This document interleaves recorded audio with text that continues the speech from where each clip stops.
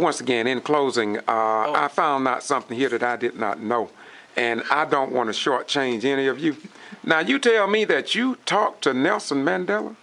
Well, near the end, we were going over there. What we were doing, we were going over to help him get off of freedom from Nelson Island, from Robben Island. Yes, sir. So I didn't talk directly to him, but I was in the group that we were protesting and all that for him to get off. And then when, of course, they moved him to another house for the last year or so. And then when he came off, we were there. And then subsequent to that, we would go back to South Africa when we were trying to do things. But the person who really had the real insight and talked with him personally was Andy Young. Okay. In fact, Andy did his wedding to he and Carol. So I wasn't one of those. I was, again, a foot soldier in that group. Okay, but in a general conversation as we was leaving, I also heard you talk about 2 years that you was in Africa, right? Yeah, I lived in Nigeria. Yeah, I lived in Nigeria in the Mbosi Sulu area, and I had to learn the Igbo language to exist there.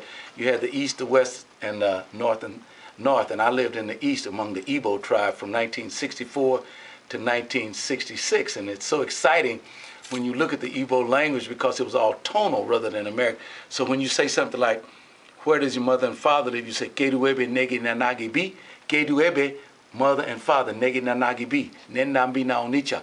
They lived in Onitsha. So you, so that's what I was learning there. And I was working with the Ministry of Agriculture, putting protein back into the children through eggs, proteins from the eggs. We had chicken farms and all of that from 64 through 66. Okay. And then from there we moved, got a little tied up, and I moved on to Switzerland. Okay, thank you very much. I didn't know that, but when I heard you talking, I just wanted to share it on my YouTube list. Thank you very much. All right, thank you.